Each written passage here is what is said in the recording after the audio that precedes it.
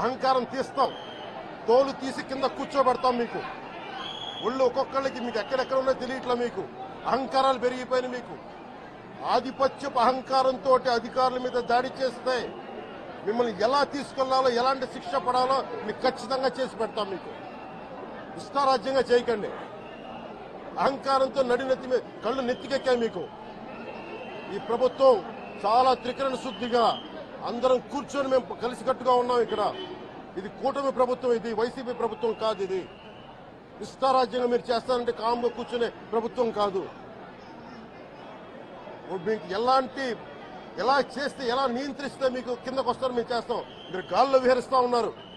11 సీట్లు వచ్చి ఇంకా గాల్లో విహరిస్తున్నారు. మొత్తం మీకు ఎలా కిందకి దించాలో మాకు బాగా తెలుసు. చేసి చూపిస్తాం. ఇదే కాదు, ఈ సందర్భంగా ఏ నాయకులకైనా సరే అధికారుల మీద దాడి చేసినా